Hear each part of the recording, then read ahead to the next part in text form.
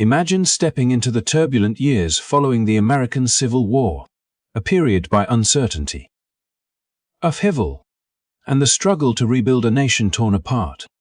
In the midst of this chaos, in the small town of Pulaski, Tennessee, 6 men, former officers of the Confederate Army, came together on a cold December evening in 1865. Their goal seemed simple at first: to form a social club where camaraderie and fraternity could flourish. Little did anyone know, this seemingly innocuous gathering would give birth to one of the most infamous organizations in American history, the Ku Klux Klan. The founders: Frank McCord, Richard Reed, John Lester, John Kennedy, Calvin Jones, and James Crow drew inspiration from the traditions of secretive fraternal groups like the Sons of Malta and the storied Knights Templar. They designed elaborate rituals, secret handshakes, and a system of ranks that gave their club an air of mystery and exclusivity. In these early days, the Klan was more about social bonding, shared identity, and the thrill of belonging to a hidden society than the terror it would later become known for. As we explore this story, it is important to understand the context of the era. The Southern states were reeling from defeat, their economy shattered, and their social structures upended. Amidst this, the Klan began to grow not just as a club, but as a network of individuals seeking influence, control, and a way to assert themselves in a rapidly changing world. The rituals and symbols they adopted, such as robes and pointed hoods, gave them a distinct identity that would later become globally recognized, even infamous. But beyond the costumes and ceremonies, the Klan's formation highlights a deeper human story: the desire for belonging, the pull of group identity, and the ways people respond to uncertainty and fear. The founders believed they were creating something honorable, a brotherhood to navigate the post-war world. Yet, history would reveal that this same organization could and did become a tool for enforcing social hierarchies and influencing politics in ways that left a lasting mark on the nation. As we dive deeper into the evolution of the Klan over the coming decades, from a social club to a national network with political ambitions, it is crucial to reflect on how history shapes the present. Understanding these beginnings allows us to see not only the structure of the organization but also the motivations, fears, and ambitions that fueled its rise. If you are intrigued by hidden chapters of American history, curious about the forces that shape society, and want to uncover the stories that textbooks often leave out, make sure to like this video and subscribe to the channel. By joining our community, you will gain access to detailed explorations of history, insightful commentary, and captivating stories from the past that still resonate today. Stay tuned as we unravel the origins of the Ku Klux Klan and follow its journey through time. As the Ku Klux Klan began to take shape in the quiet town of Pulaski, Tennessee, what initially seemed like a simple social gathering quickly developed into a meticulously organized entity with its own symbols, ceremonies, and hierarchy, giving it a sense of gravitas and purpose that went far beyond ordinary friendship or community bonding. The founders, driven by a mix of nostalgia for the antebellum South and a desire to assert influence in a society that was rapidly changing around them, recognized that for their organization to endure and command attention, it needed structure, identity, and ritual. Drawing inspiration from secret societies that had long captivated the imagination of elites in Europe and America, they borrowed elements from the Sons of Malta and even distant echoes of the Knights Templar, adapting these motifs to fit the unique social and political landscape of the post-Civil War South. In doing, the Klan became more than a group of friends. It became a tightly knit brotherhood defined by codes of secrecy, ceremonial tradition, and visible symbols of membership that would set it apart from the wider world. Central to this early structure was the adoption of distinctive uniforms. Most famously the long flowing robes and the pointed Spanish caparot hoods that would later become the image most associated with the Klan in popular imagination. These costumes were not chosen merely for spectacle. They served multiple purposes, creating a sense of unity and anonymity while projecting authority and a kind of theatrical power. Each member, cloaked in the same flowing robes and masked by the hood, became part of a collective identity that transcended individual personality. The ritualistic aspect of wearing these garments, combined with formal initiation ceremonies, helped reinforce a sense of belonging and purpose, as well as loyalty to the group. These early rituals, carefully recorded and codified in manuals, established a rhythm and order to the Klan's activities that made the organization feel official, serious, and enduring even in its infancy. Alongside these outward symbols, the founders implemented a detailed ranking system, laying the groundwork for a hierarchical organization that mirrored military structures familiar to many of its members. Who were, after all, former Confederate officers. At the apex of this hierarchy was the Imperial Wizard, designated as the national leader, a title that conveyed both mystique and authority, signaling that the individual holding it was entrusted with guiding the entire organization and shaping its objectives.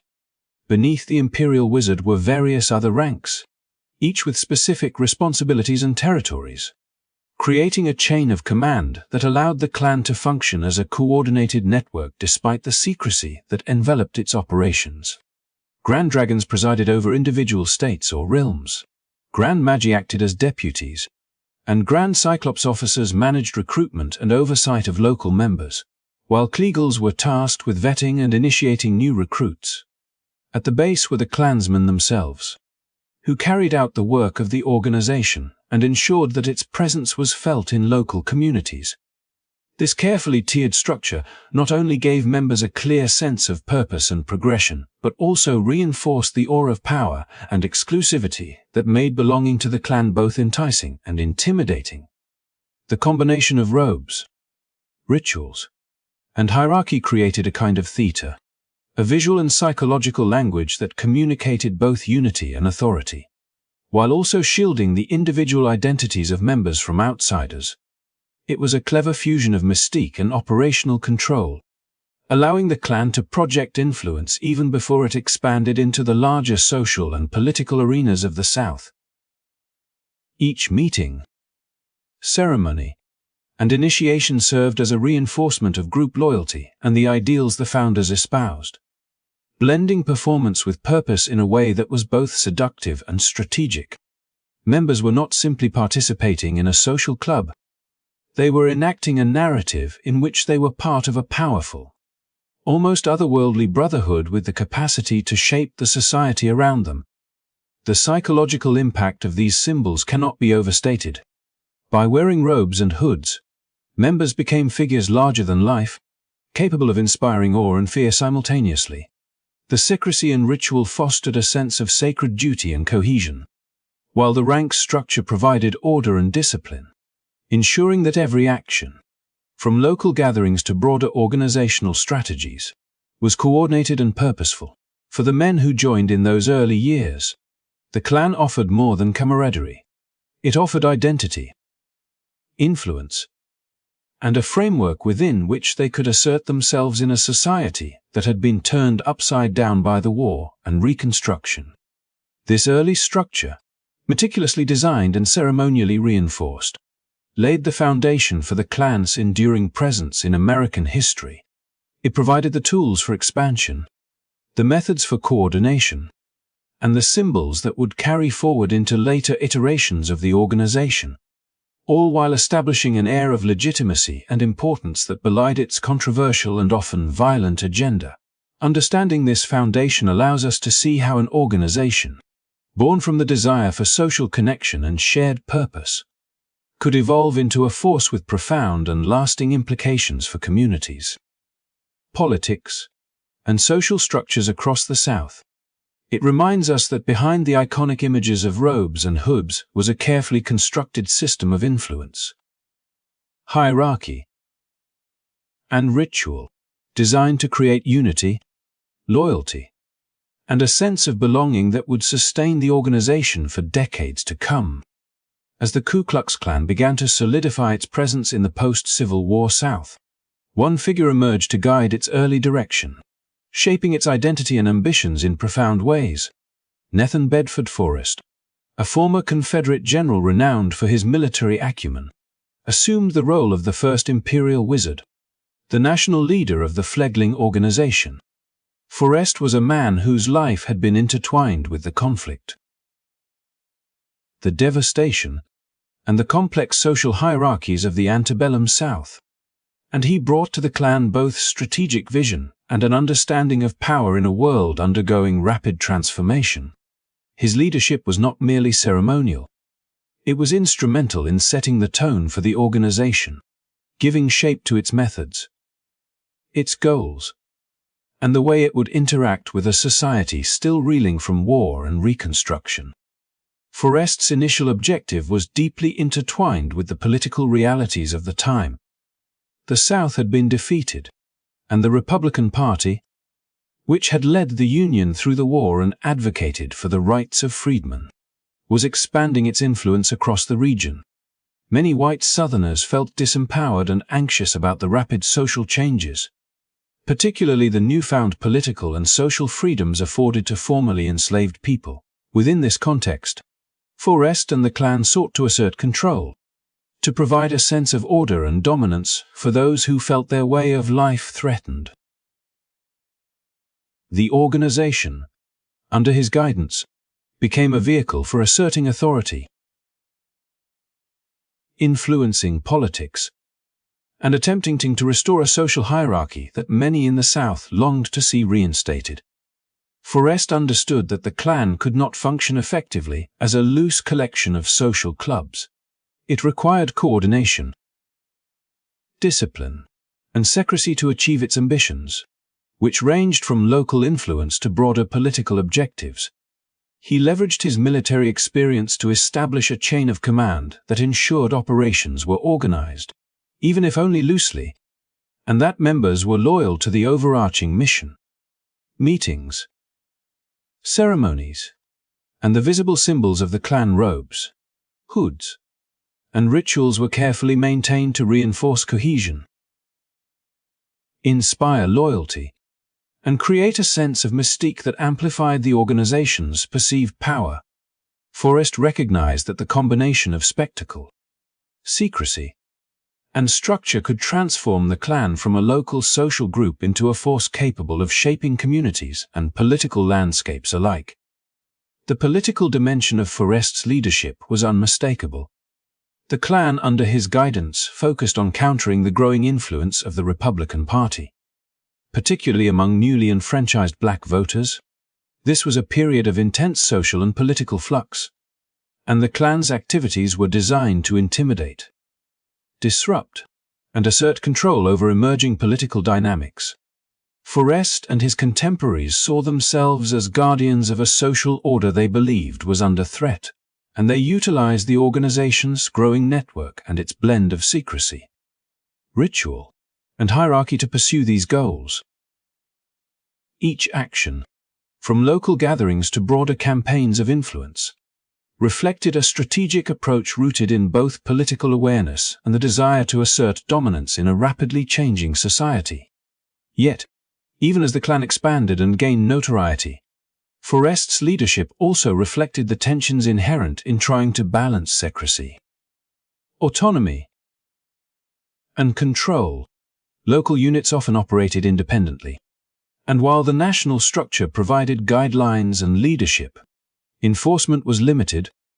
The challenge of maintaining cohesion across a network spread over multiple states meant that Forrest's vision could not always be fully realized, and the organization sometimes devolved into decentralized actions that were difficult to monitor or control. Nevertheless, his role as the first Imperial Wizard set precedents that would influence the Klan's structure, strategy, and identity for decades, creating a model of leadership that future iterations of the organization would emulate, adapt, or respond against?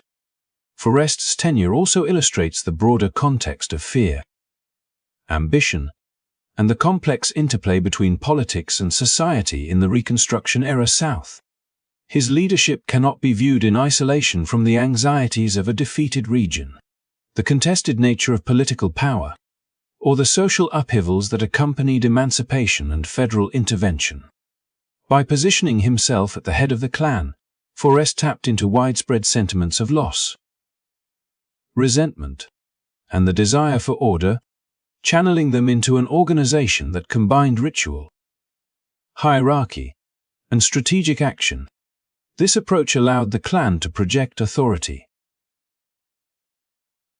coordinate activities, and embed itself in communities in ways that left an enduring imprint on Southern society. For those seeking to understand the origins and early evolution of the Ku Klux Klan, Forrest's leadership provides a critical lens. It reveals how an organization, born from social camaraderie and secrecy, could be shaped by a strategic mind attuned to political currents, societal anxieties, and the power of ritualized identity. His tenure exemplifies the ways in which individuals can influence group behavior, codify structure, and mobilize collective action, for better or worse, in response to historical circumstances. The story of Forrest and the First Klan reminds us that history is often defined only by events but by the people who interpret, guide, and act upon them, leaving legacies that echo far beyond their immediate moment. In the early days of the Ku Klux Klan, despite the elaborate rituals, distinctive robes, and hierarchical titles that gave the organization an aura of power and purpose, there existed a remarkable absence of formal structure when it came to membership records and oversight. Unlike other organizations that relied on documented rosters, careful record-keeping, and defined chapters, the Klan operated in a shadowy space where secrecy was paramount and accountability was minimal. This lack of official documentation was not accidental. It was both a practical measure and a philosophical approach, designed to shield members from outside scrutiny and to cultivate an air of mystique that amplified the organization's influence. In a society still reeling from the Civil War, where fear and distrust ran high, anonymity became both a protective cloak and a tool for intimidation, allowing individuals to act boldly within the network without immediate fear of identification or reprisal. Because there were no formal rosters, the actual size of the Klan became almost impossible to determine. Estimates varied wildly depending on who was doing the counting, and exaggerations were common. Allies of the Klan inflated numbers to project strength and legitimacy, while critics did the same to evoke fear and urgency in exposing the group's activities. The result was a sense that the Klan was larger, more pervasive, and more organized than it might have been in reality, a perception that in itself became a source of power. The uncertainty surrounding membership created a psychological effect on the communities the Klan touched. The idea of an omnipresent, secretive force operating in the shadows amplified fear and speculation, making the organization seem unstoppable and omnipotent even when actual numbers may have been limited. Local units, or cells, often operated with significant independence, reflecting both the decentralized nature of the organization and the difficulty of enforcing coordination across dispersed regions. While Nathan Bedford Forrest and other leaders sought to provide overarching guidance and a framework for hierarchy, communication and enforcement in the 1860s South were inherently limited. Letters could be intercepted, travel was slow, and loyalties were often tied more closely to local circumstances than to national directives. This autonomy allowed individual units to adapt their actions to local conditions, sometimes diverging sharply from the intentions of the national leadership. It also contributed to internal chaos, as some units engaged in behaviors that bordered on lawlessness, motivated by personal grudges, local disputes, or ambitions that were only loosely aligned with the original mission of the Klan. The combination of no official rosters and autonomous local units had profound implications for both the organization and the wider society. For the Klan, it meant flexibility and resilience. The absence of formal structure allowed cells to continue operating even when other parts of the organization were suppressed. And it made it extremely difficult for external authorities to dismantle the network comprehensively. For society at large, this decentralized, anonymous structure created uncertainty and fear, because anyone might be a member, and retaliation could strike with little warning or explanation. The image of a pervasive, almost invisible presence contributed to the Klan's early power, illustrating how perception and organization could amplify influence even when tangible control was limited. Historians have noted that this fluidity also contributed to the Klan's eventual fragmentation and decline. Without reliable membership data or centralized control, leaders struggled to enforce discipline, manage disputes, or coordinate strategy.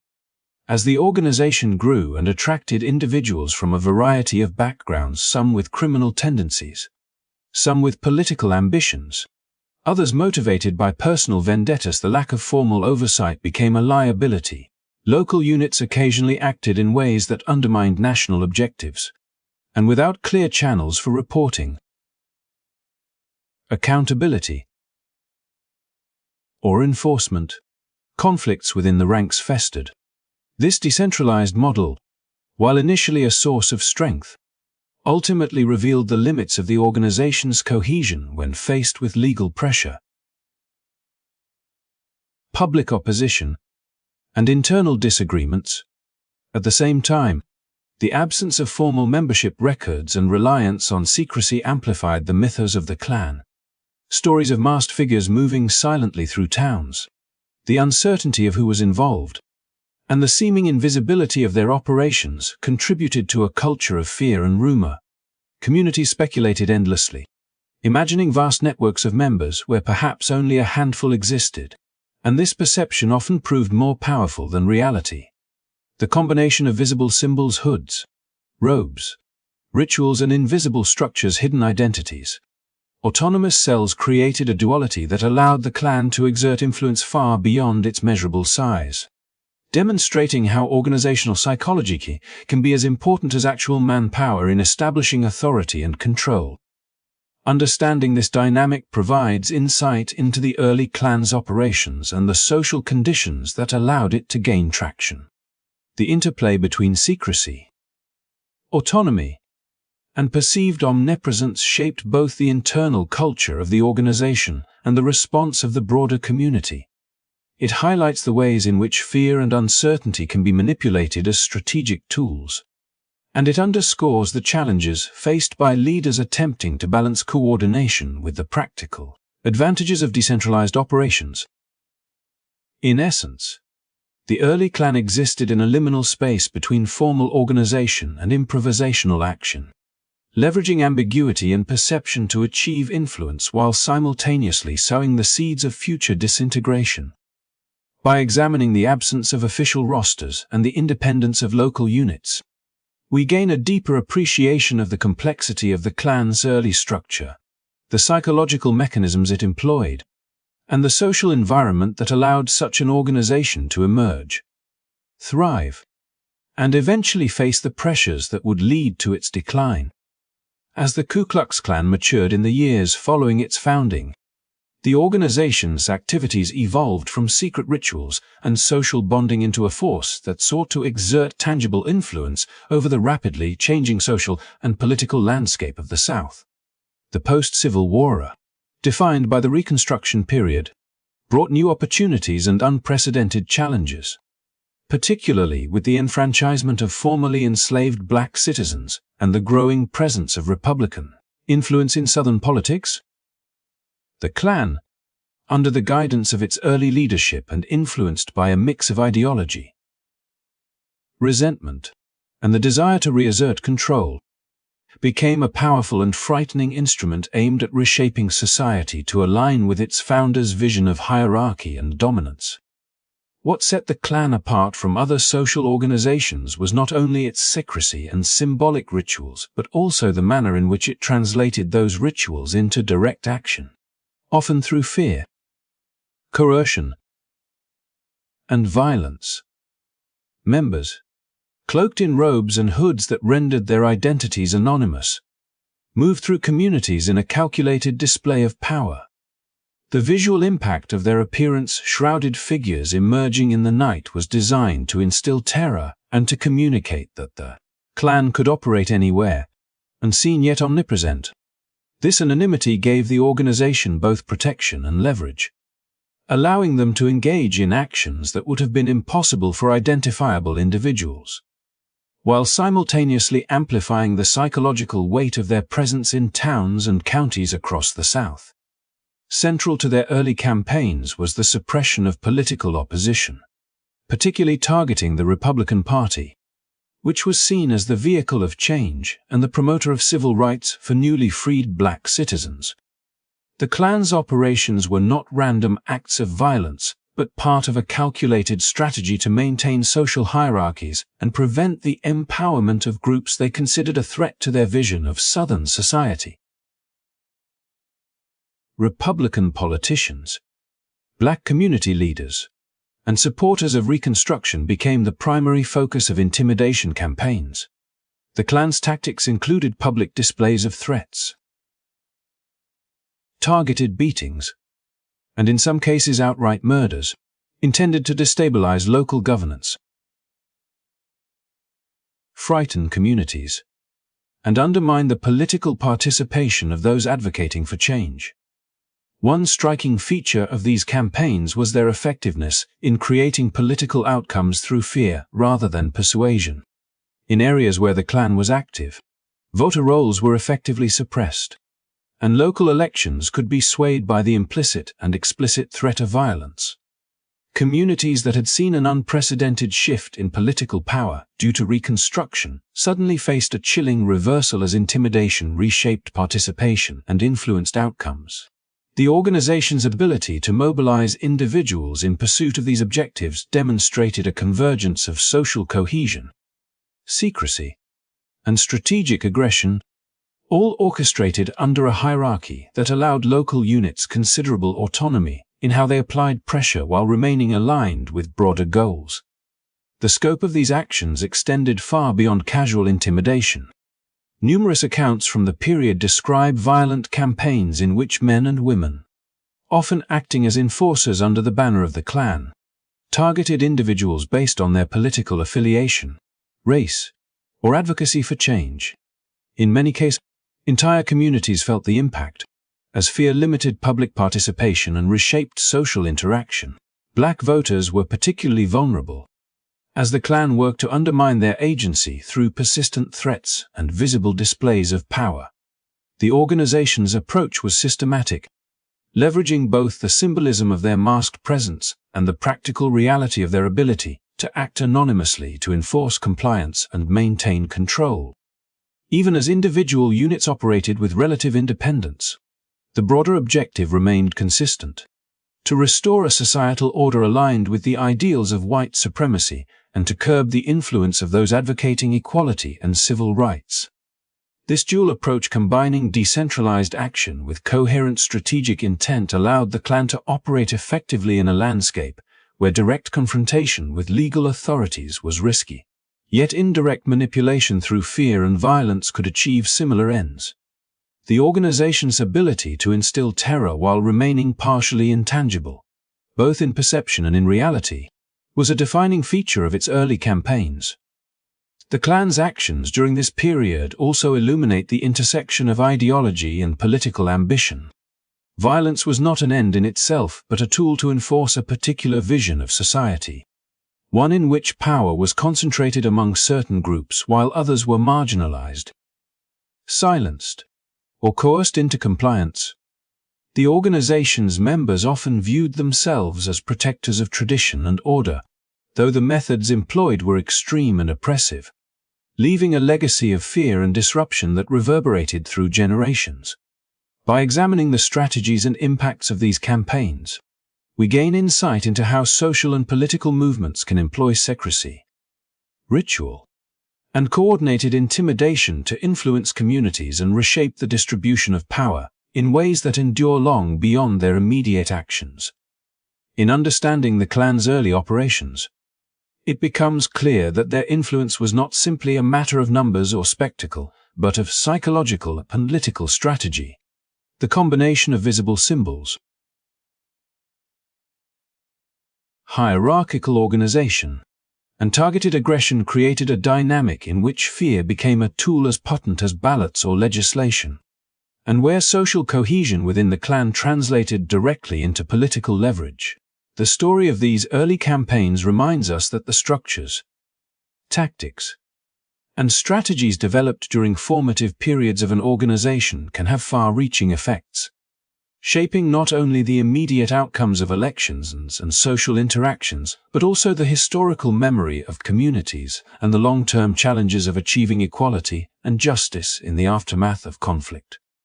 By tracing this evolution, from ritualized secrecy to calculated intimidation, we begin to understand how an organization, initially conceived as a social club, transformed into a mechanism of political power and societal influence, leaving an indelible mark on the fabric of post-Civil War Southern society.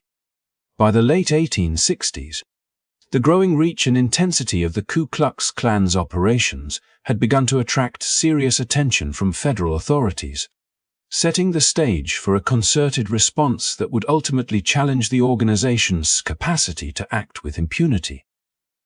The Klan, which had thrived on secrecy, intimidation, and decentralized operations, suddenly faced a combination of legal frameworks, political resolve, and federal enforcement that sought to dismantle the very mechanisms that had allowed it to flourish. The passage of the Enforcement Acts, along with the Civil Rights Acts of 1870 and 1871, represented a pivotal moment in the Reconstruction-era struggle to assert federal authority in the South and to protect the rights of citizens, particularly the newly enfranchised black population, from coercion, violence, and systemic intimidation. These legislative measures were not abstract proclamations. They were designed with explicit tools to investigate, prosecute, and suppress the violent and subversive activities that had become synonymous with Klan operations, targeting both individuals and organized units that sought to undermine civil order and political participation. The Enforcement Acts, in particular, granted federal officials the power to intervene in situations where state authorities were either unwilling or unable to curb the Klan's excesses, effectively allowing military and law enforcement resources to be deployed in regions plagued by vigilante violence.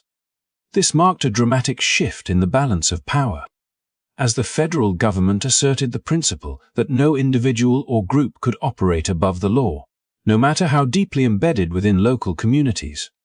For Klan members who had relied on anonymity and local networks to enforce control, the prospect of federal oversight introduced a new level of risk that could no longer be ignored. It was no longer sufficient to rely on secrecy and spectacle.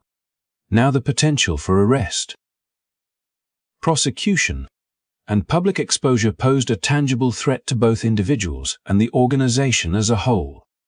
The Civil Rights Acts reinforced these measures by codifying the protection of individual liberties, ensuring that the rights to vote, assemble, and participate in civic life could not be arbitrarily obstructed. They explicitly addressed the need to protect the political agency of black citizens, whose enfranchisement had been a primary catalyst for Klan activity in the first place. By legally framing acts of intimidation, murder, and obstruction as federal offenses, the legislation directly confronted the tactics that the Klan had used to assert influence and maintain a hierarchical social order. This legal framework gave victims of violence and intimidation a recourse that had previously been unavailable, empowering both individuals and communities to resist subversion and to demand accountability for actions that had long gone unchallenged. Federal intervention took many forms, from the deployment of soldiers to the investigation and prosecution of Klan members. creating a multi-layered system of oversight that gradually disrupted the Klan's networks. Local units, which had previously enjoyed near-total autonomy, now faced scrutiny and legal consequences, making coordinated campaigns of intimidation increasingly difficult. The combination of legislative authority and federal enforcement demonstrated the capacity of a centralized system to penetrate even the most secretive and decentralized organizations, illustrating how law, strategy, and determination could collectively undermine entrenched structures of fear and control. The Klan, which had grown to encompass a variety of local cells and autonomous units, struggled to maintain cohesion in the face of this new environment. Communication, previously informal and reliant on personal connections, became increasingly hazardous, and the risk of infiltration, arrest, and prosecution led many members to retreat into obscurity or disband entirely. Historians note that the decline was neither immediate nor absolute. Rather, it unfolded as a gradual unraveling, marked by sporadic resistance, isolated acts of defiance, and internal disorganization. The image of a monolithic, omnipresent Klan faded as members confronted the reality that the mechanisms of secrecy and intimidation were no longer sufficient to sustain operations in the face of organized federal oversight. By 1871, the combination of legislative action, federal enforcement, and the natural difficulties inherent in maintaining a decentralized, clandestine organization led to the effective disbandment of the first Ku Klux Klan. While local cells and individual actors may have persisted in isolated pockets, the overarching structure, the sense of coordinated national strategy, and the ability to operate openly through intimidation had been substantially eroded. The legacy of this first iteration of the Klan was complex, reflecting both the potent social and political forces that allowed it to rise and the equally powerful interventions that ensured it could not persist unchecked. This period in history underscores the interplay between social movements, political power, and legal authority, illustrating how systemic violence and oppression can be challenged through a combination of law, strategy, and determination. The decline of the first Klan did not eliminate the underlying tensions or prejudices present in Southern society, but it established a precedent for federal intervention, legal accountability, and the assertion of civil rights as instruments capable of reshaping the landscape of power. By examining the mechanisms that led to the Klan's disbandment, we gain insight into the broader dynamics of social control, resistance, and the ongoing struggle to balance freedom, justice, and security in a society undergoing profound transformation. Through the lens of this historical moment, it becomes evident that even organizations that seem omnipotent within their local context can be challenged and diminished when broader systems of oversight, law, and moral resolve are effectively applied. The story of the Klan's gradual decline in the early 1870s serves as a reminder that structural change, backed by legal authority and social determination, can counteract networks built on fear, secrecy, and coercion, setting important precedents for the protection of rights and the pursuit of justice in the decades that followed. By the early 20th century, the story of the Ku Klux Klan took a dramatic turn, moving from the shadows of Reconstruction-era turmoil into a strikingly visible and culturally resonant resurgence that would capture national attention. This transformation was spearheaded by William Joseph Simmons in Georgia, who, inspired by both historical accounts of the first Klan and the popular imagination fueled by the silent film The Birth of a Nation, sought to revive the organization with a new energy, broader ambitions, and a deliberate strategy to integrate it into the social and political fabric of the nation. The film, released in 1915, depicted the Klan in a romanticized, almost mythic light, portraying its members as heroic defenders of Southern virtue and social order, a narrative that disregarded the violence, intimidation, and terror that had defined the original organization, but captured the imagination of audiences across the United States. Simmons recognized the power of this imagery and the public fascination with the concept of a secretive, morally righteous brotherhood, and he used it as the foundation for a new organizational model that blended spectacle, ideology, and strategic engagement with contemporary political and social issues. The refounded Klan adopted much of the pageantry of its predecessor, from elaborate robes and hoods to ritualized ceremonies and hierarchical titles. Yet it also reflected the context of early 20th century America, which was grappling with urbanization, immigration, and social reform. Membership recruitment became a concerted national effort, with Simmons and his associates actively promoting the organization in both rural communities and emerging urban centers, tapping into anxieties about social change, perceived moral decline, and the shifting demographics of the nation. This revival was not merely nostalgic. It was a calculated attempt to embed the Klan into the ongoing debates over the country's identity, values, and political priorities, positioning the organization as a self-proclaimed guardian of American culture and tradition. One of the key strategies employed by Simmons was the alignment of the Klan with popular social movements and moral campaigns of the era. The organization publicly supported prohibition, tapping into widespread concerns about alcohol consumption and its effects on families and communities, presenting itself as an enforcer of moral order.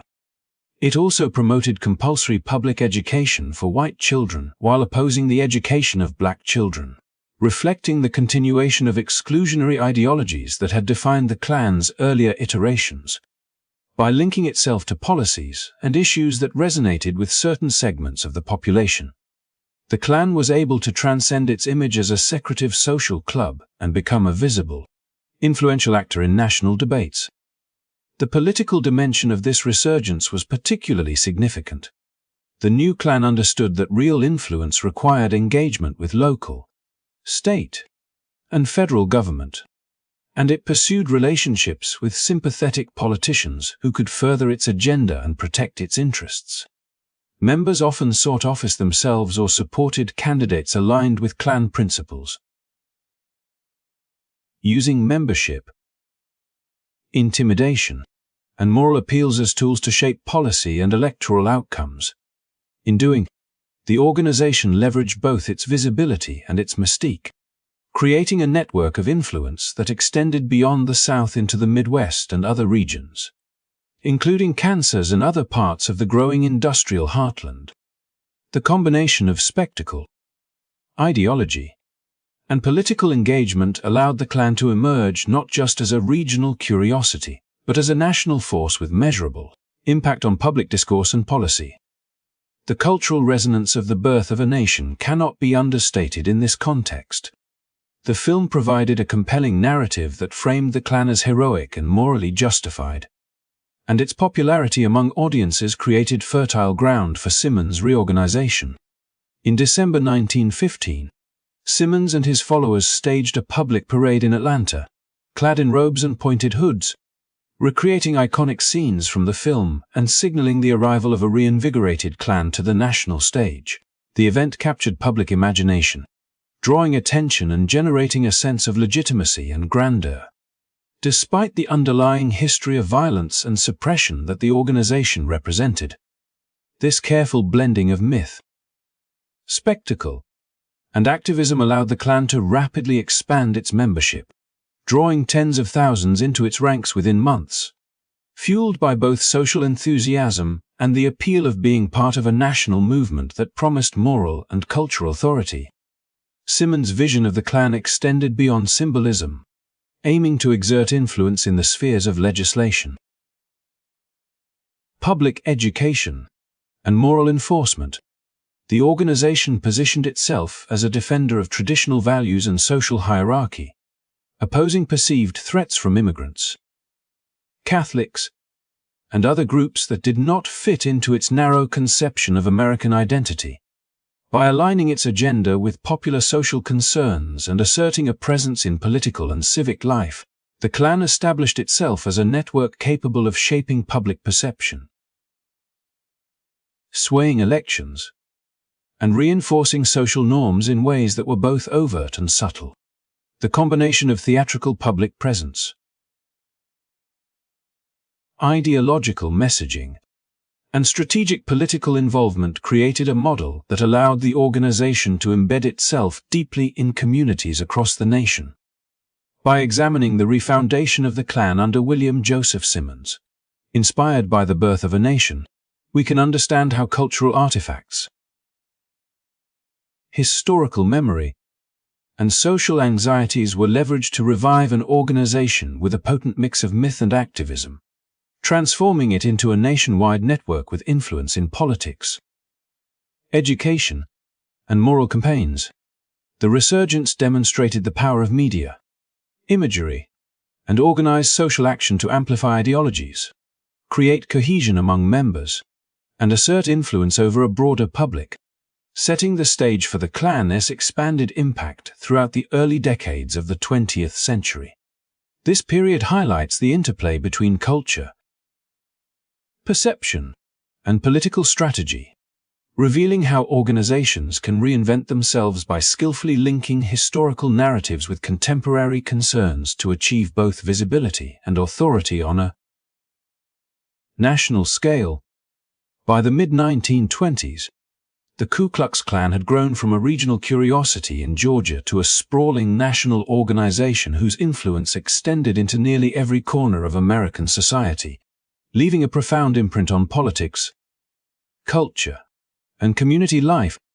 Membership estimates ranged from 3 to 8 million, a staggering number that reflected not only the appeal of the Klan's ideology, but also the effectiveness of its organizational strategies and recruitment campaigns. The organization had transformed into a structured network capable of mobilizing its members for both ceremonial displays and practical interventions in civic life. Blending spectacle, ritual, and political activism in ways that made it a formidable force across multiple states and regions. This period of expansion highlighted the Klan's ability to tap into prevailing social anxieties, offering a sense of purpose, identity, and moral authority to those who felt threatened by the rapid demographic, cultural, and economic changes shaping the United States in the early decades of the 20th century. Political involvement became a central pillar of the Klan's strategy during this era, as leaders recognized that visibility and ritual alone could not secure the societal influence they sought. Members were encouraged to participate actively in elections, support candidates sympathetic to Klan ideals, and apply pressure to local and state governments to advance policies aligned with their worldview. The Klan's agenda prominently included the preservation of Jim Crow laws, a set of institutionalized policies enforcing racial segregation and ensuring the continued subordination of black citizens in the social, economic, and political spheres. By influencing legislation, voter behavior, and public policy, the organization sought to entrench these laws and prevent reforms that might threaten the hierarchy of power it aimed to maintain.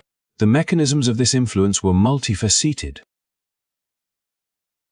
including lobbying, intimidation, and strategic alliances with politicians who shared or could be persuaded to adopt the Klan's positions, creating a symbiotic relationship between the organization and sympathetic public officials. Voter intimidation became one of the most potent tools in the Klan's arsenal, effectively translating their social presence into tangible political outcomes.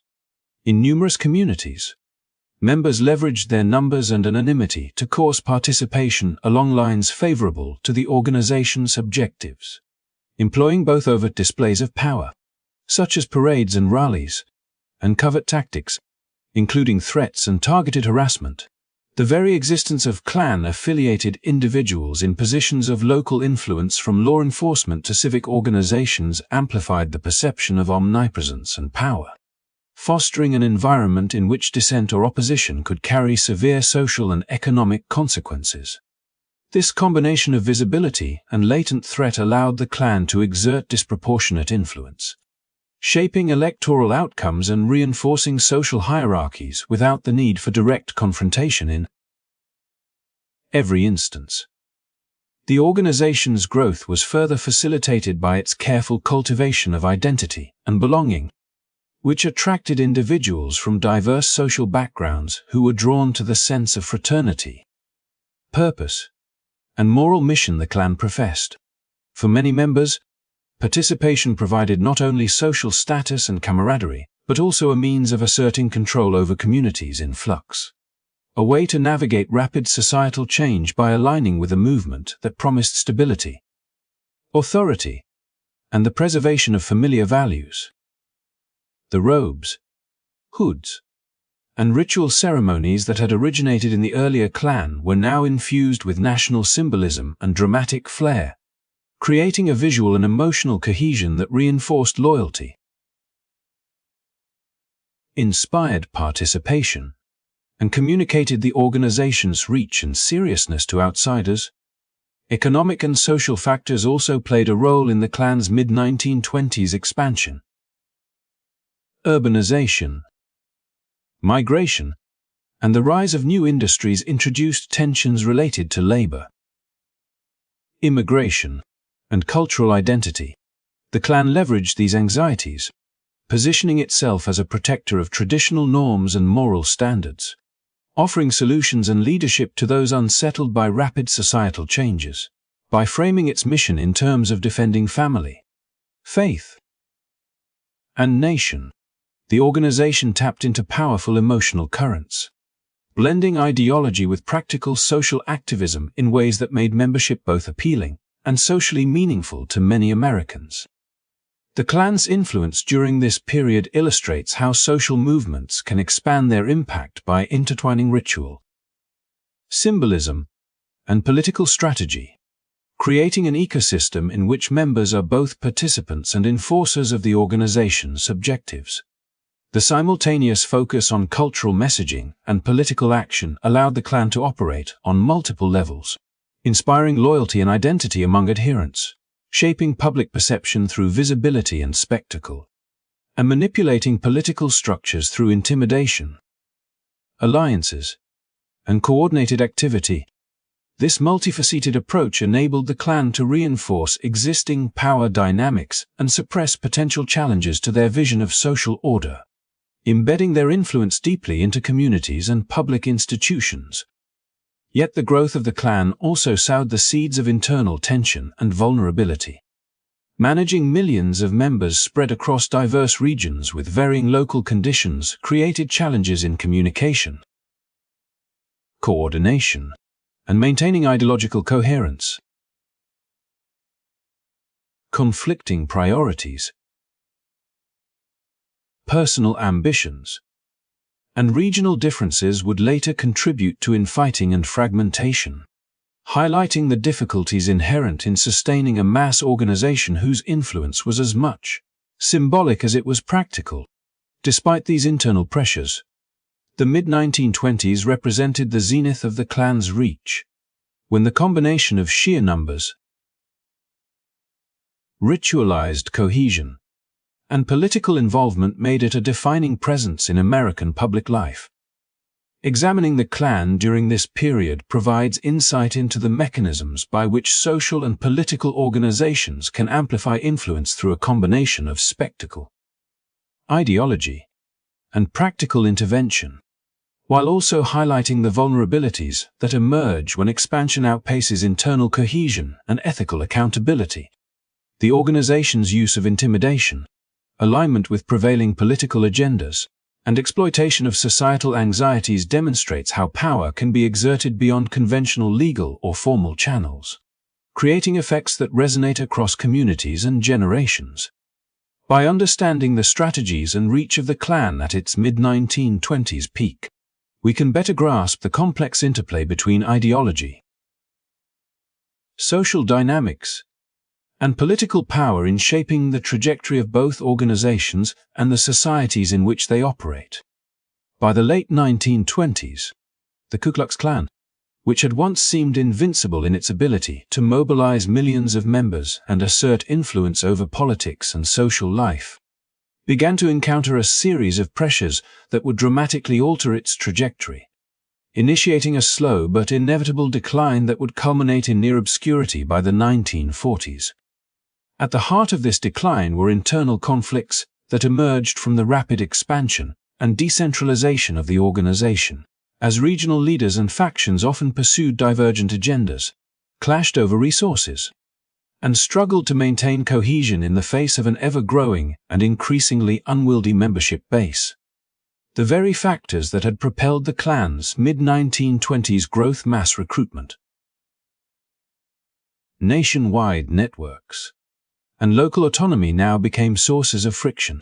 As ambitious individuals vied for power, financial disputes arose, and disagreements over strategy and ideology created splinter groups that eroded the unity and authority of the national leadership. These internal tensions exposed vulnerabilities that could be exploited both legally and socially, weakening the organization from within and diminishing the capacity for coordinated action that had been so central to its earlier success. Compounding these internal challenges was the mounting attention of federal law enforcement, which had learned from earlier efforts to confront clandestine groups during the Reconstruction era and was now equipped to respond to the Klan's public activities with greater efficacy. Federal authorities began investigating illegal actions, particularly those involving intimidation, assault, and corruption, signaling that the organization could no longer operate with impunity. The combination of surveillance, prosecution, and legal oversight introduced a new layer of accountability that the Klan had previously avoided, forcing leaders to consider the risks of public exposure and the potential consequences for themselves and their followers.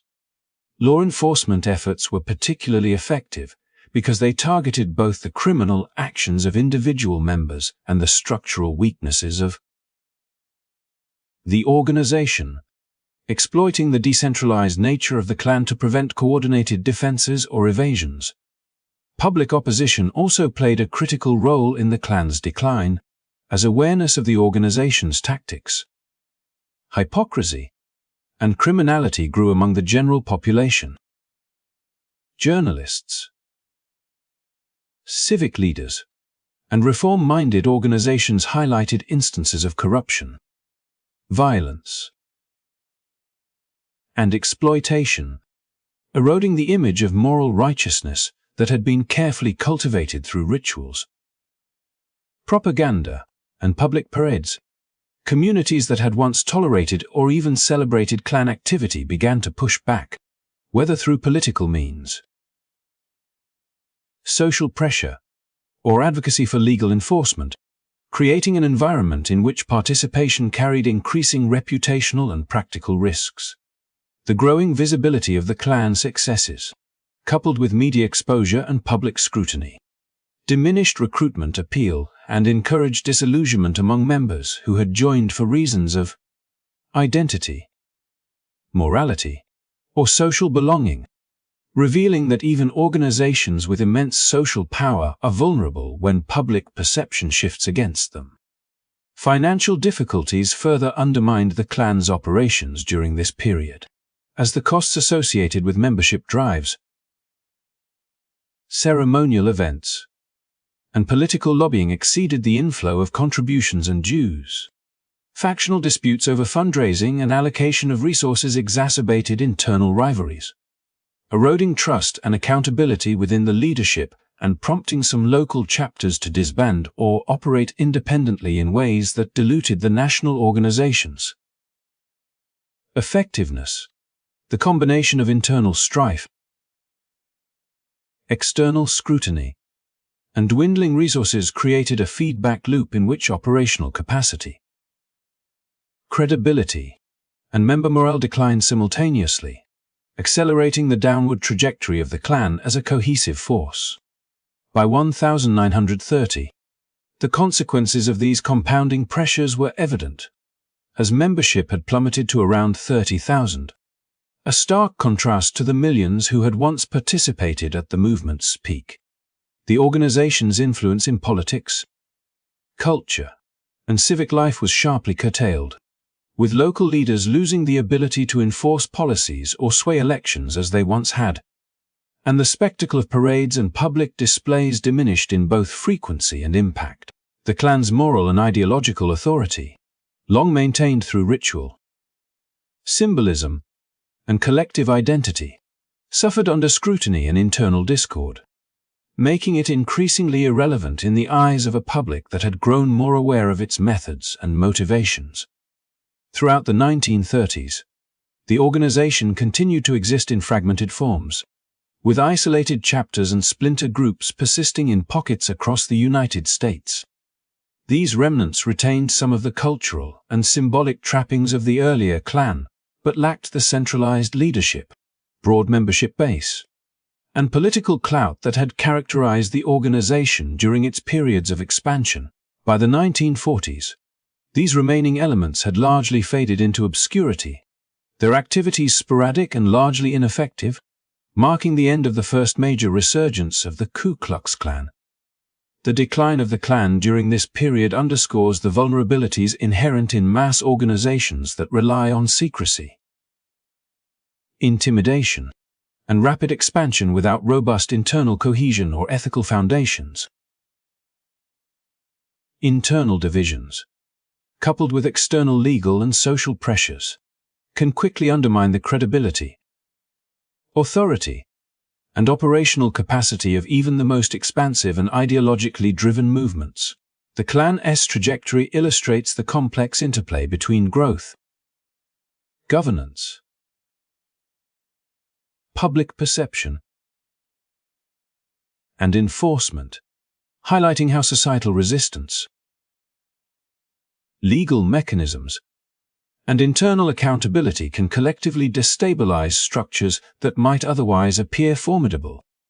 Examining this period of decline offers a lens into the mechanisms by which social movements rise and fall, emphasizing the importance of organizational integrity, public scrutiny, and institutional checks in shaping the sustainability of collective action. While the Klan's influence had reached unprecedented heights in the 1920s, the subsequent collapse demonstrates that societal, legal, and internal pressures can converge to dismantle structures built on fear, exclusion, and coercion, leaving behind a cautionary tale about the limits of power when it is untethered from accountability. Ethical responsibility and social legitimacy. The story of the Klan's fading by the 1940s serves as a testament to the dynamic forces of history, society,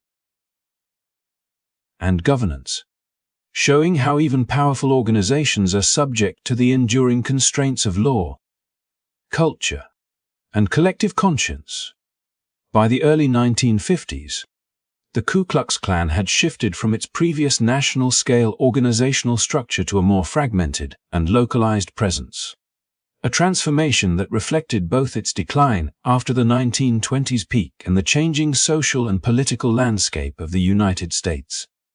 Particularly in the South, these smaller Klan groups, though lacking the broad membership and visibility of the earlier decades, remained deeply committed to preserving the racial and social hierarchies that the civil rights movement increasingly threatened to dismantle. In towns and cities across the South, these localized cells operated with a combination of secrecy, community knowledge, and occasionally local authority, which allowed them to exert influence, intimidate dissenters, and enforce their vision of racial order without relying on the mass mobilization strategies of the past. Their actions were often both calculated and opportunistic, leveraging existing networks within law enforcement, schools, and municipal offices to monitor, disrupt, and resist initiatives aimed at integrating public spaces, advancing voting rights, and promoting equal educational opportunities for Black citizens. The infiltration of institutions became a central strategy during this period, as Klan members sought to embed themselves in positions of authority that would allow them to influence policy, suppress civil rights activities, and protect their affiliates from prosecution or social backlash. In some cases, this meant securing roles within police departments where they could monitor activists, discourage reporting of crimes against civil rights participants, or even directly participate in intimidation campaigns. In others, Klan sympathizers in school boards or local government could slow or obstruct desegregation efforts, manipulate administrative procedures, and maintain educational systems that perpetuated inequality. This dual approach of covert institutional presence combined with overt acts of terror created an environment in which the threat of violence and systemic obstruction reinforced one another, allowing the Klan to continue exerting influence despite its reduced numbers and fragmented structure. Among the most notorious examples of violence during this era were the murders of prominent civil rights leaders and attacks on institutions that symbolized progress toward racial equality, which served both as acts of intimidation and as statements of resistance against federal and societal reforms. The assassination of Medgar Evers in 1963, a committed civil rights activist in Mississippi, represented the deadly lengths to which Klan-affiliated individuals would go to maintain control over local social dynamics, sending a chilling message to those advocating for integration and equal rights. Similarly, the bombing of the 16th Street Baptist Church in Birmingham, Alabama, which claimed the lives of 4 young girls, illustrated the capacity of localized Klan cells to target highly visible symbols of community, faith, and progress, creating both immediate tragedy and long-lasting cultural impact. These acts of violence were not random. They were strategically chosen to instill fear, disrupt organizing efforts, and challenge the authority of federal civil rights initiatives, signaling the ongoing relevance and threat of the Klan in a period marked by profound social change. Beyond these high-profile incidents, smaller-scale intimidation tactics remained pervasive in communities throughout the South, ranging from threats and harassment of activists to assaults on families attempting to integrate schools or participate fully in civic life. The Klan's localized approach allowed for flexibility and adaptability, as each group could respond to the unique dynamics of its community, exploiting social networks, cultural norms, and local authority structures to enforce compliance with their racial and ideological objectives. This decentralized strategy made enforcement and prosecution challenging, as the Klan could operate under the radar of national attention, and even law enforcement sympathetic to their goals sometimes impeded investigations or allowed perpetrators to evade accountability. Despite federal efforts to investigate and prosecute Klan members during this period, the organization's continued presence in localized forms highlighted the resilience of ideologically motivated groups that operate in semi-clandestine networks. Federal legislation, court cases, and civil rights protections gradually created legal mechanisms to hold perpetrators accountable. Yet these victories were often incremental and accompanied by substantial risk for activists and communities resisting. Klan influence. The enduring presence of the Klan in localized, highly motivated factions underscores the challenges of dismantling movements rooted in deep-seated social prejudice, historical traditions, and community complicity, revealing the complex interplay between law, social norms, and organized resistance in mid-20th century America.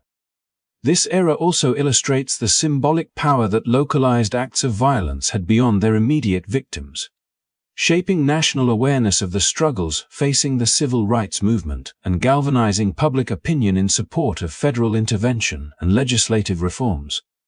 The horrific and highly publicized nature of attacks like the Birmingham church bombing highlighted the extreme risks faced by activists and communities, compelling broader society to confront the persistence of racial terror and the necessity of systemic solutions.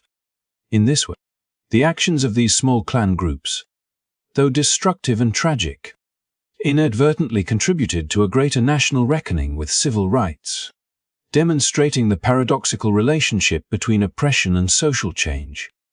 The localized Klan of the 1950s and 1960s, with its focus on infiltration, intimidation, and selective violence, serves as a stark reminder that the legacy of organized hate is not always measured in numbers alone, but in the capacity to exploit social structures, instill fear, and resist progress through both visible and covert means.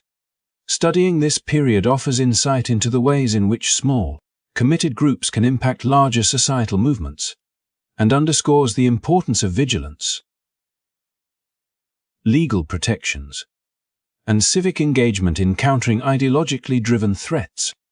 Understanding the strategies, motivations, and consequences of Klan activity during this era provides essential context for interpreting both historical and contemporary challenges in the pursuit of equality, justice, and social cohesion in American society. By the late 20th century, the Ku Klux Klan, though greatly diminished from its peaks in membership and influence, remained a presence in American society, clinging to the vestiges of its ideology through scattered local chapters and sporadic acts of intimidation. Yet the forces of law and justice were steadily closing in, demonstrating the power of legal accountability to confront long-standing patterns of organized hate. One of the pivotal moments in this struggle came in the early 1980s, when the horrific lynching of Michael Donald, a young African-American man in Mobile, Alabama, exposed the continuing capacity of Klan-affiliated individuals to commit violent acts with devastating consequences. And it galvanized both public outrage and the determination of civil rights organizations to employ the full weight of the legal system to hold perpetrators accountable. This event not only represented a personal tragedy, but also became emblematic of the larger struggle to dismantle the remnants of Klan power, serving as a catalyst for legal strategies that would prove instrumental in curbing the organization's influence in subsequent decades. The response to Michael Donald's murder was both strategic and unprecedented in its use of civil litigation to target the organizational infrastructure that supported Klan activity, rather than limiting prosecution to the individual criminals alone. The Southern Poverty Law Center, which had been monitoring and documenting Klan activities for years, recognized that the financial and structural vulnerabilities of the Klan could be exploited through the courts, and it initiated a lawsuit against the United Klans of America, the national organization affiliated with the perpetrators, seeking to hold the group liable for fostering an environment that enabled such violence. This approach represented a significant evolution in civil rights legal strategy, shifting the focus from merely criminal accountability to institutional responsibility, and it relied on meticulous documentation of the Klan's financial networks, membership practices, and historical patterns of organized intimidation to establish a causal connection between the organization and the crimes committed by its members. The resulting trial, which culminated in the historic 1987 verdict awarding $7 million in damages to Michael Donald's family, sent shockwaves through the Klan and the wider public. The financial penalty was devastating, effectively bankrupting the United Klans of America and demonstrating the capacity of civil courts to dismantle entrenched organizations that had historically operated with relative impunity. The ruling was both a symbolic and practical victory. Symbolically, it acknowledged the broader societal responsibility to confront the Klan's legacy of violence and intimidation. Practically, it removed the material foundation that allowed the organization to recruit, maintain operations, and project influence, thus curtailing its ability to function as a cohesive entity. The case also set a precedent for future civil rights litigation, illustrating how legal mechanisms could be leveraged to disrupt extremist groups through financial accountability, public scrutiny, and institutional oversight. Beyond the immediate impact on the United Klans of America, the Michael Donald case reverberated across other Klan factions and hate groups, signaling that acts of racial terror would no longer be met solely with criminal prosecution, which could sometimes be limited in scope, but could now trigger organizational consequences capable of dismantling the infrastructure that facilitated such acts. The attention garnered by the trial raised national awareness of the ongoing threat posed by hate groups, highlighted the persistent vulnerabilities of targeted communities, and reinforced the imperative of comprehensive civil and criminal strategies to protect citizens from ideologically motivated violence. By holding the organization financially accountable, the courts underscored the principle that groups promoting or enabling harm could be constrained not only by law enforcement but also by legal, economic, and reputational pressures, creating a multi-layered approach to combating organized extremism. Importantly, this period illustrates the interplay between activism,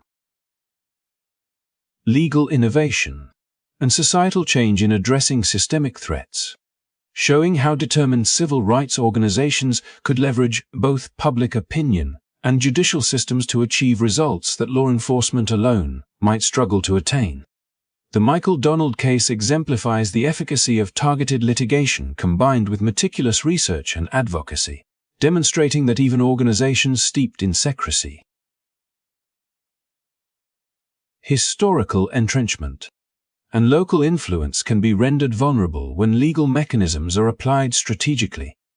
The verdict also had a broader cultural impact, signaling to potential recruits and sympathizers that association with extremist violence carried not only moral and social consequences but tangible legal and financial risks, thereby contributing to a decline in both membership and activity across various Klan chapters.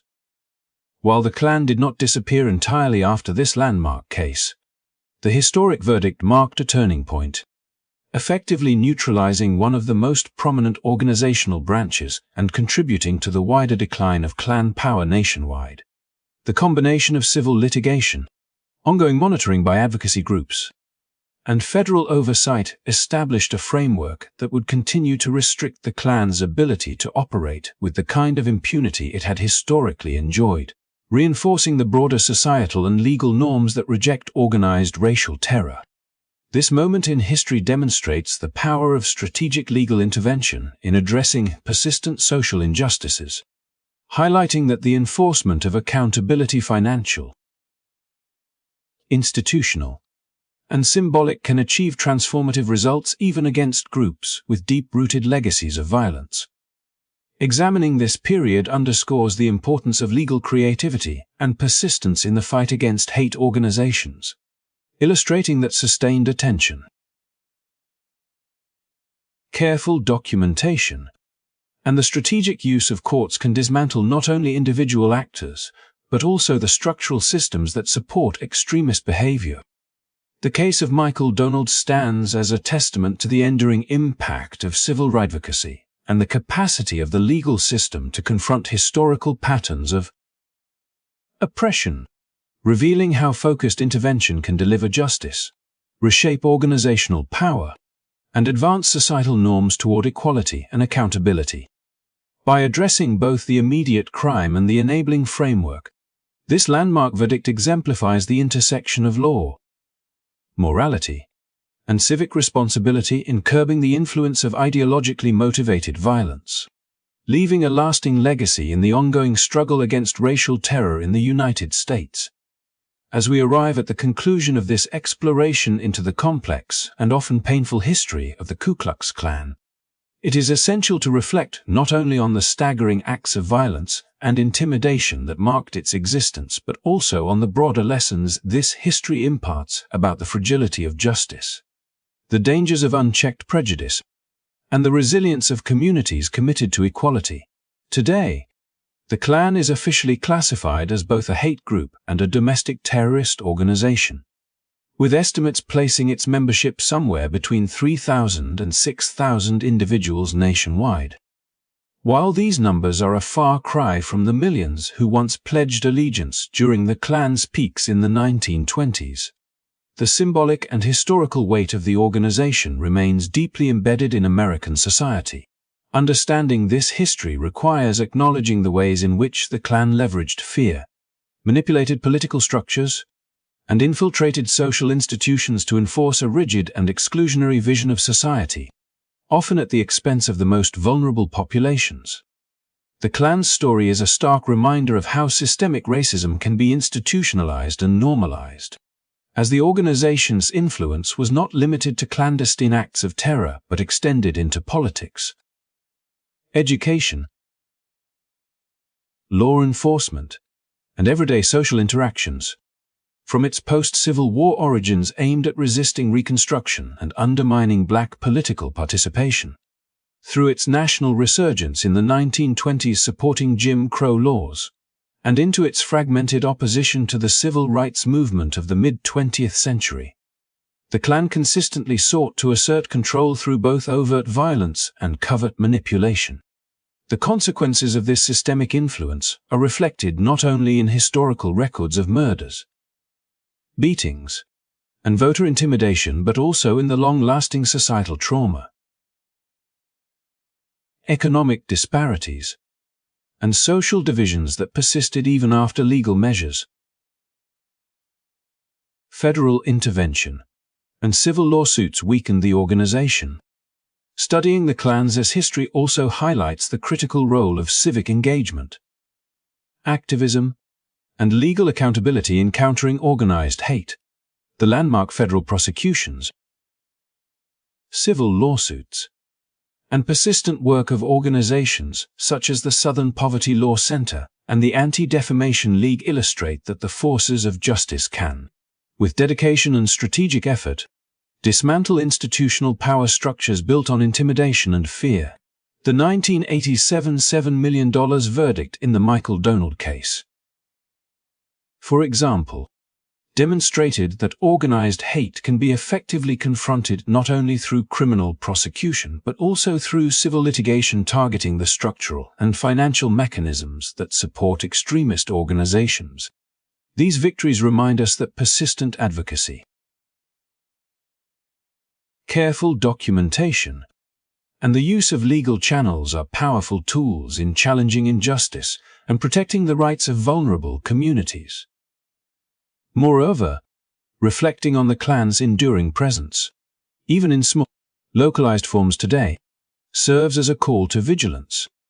While its membership numbers are relatively modest compared to historical peaks, the organization's legacy underscores that prejudice and extremism do not vanish automatically. They require continuous societal commitment to education, awareness, and proactive intervention. Recognizing the signs of systemic discrimination, understanding the historical context of racial and social terror, and fostering inclusive communities are essential steps in ensuring that the mistakes and horrors of the past are neither repeated nor forgotten. This historical awareness empowers individuals and communities to respond thoughtfully and assertively to intolerance. Promoting justice, equity, and mutual respect in modern society. As we conclude this journey through the Klan's complex history, it is also important to acknowledge the resilience, courage, and moral clarity of those who resisted its influence across generations.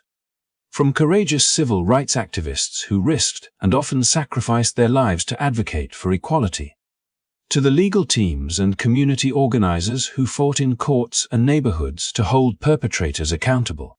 These stories remind us that even in the darkest chapters of history,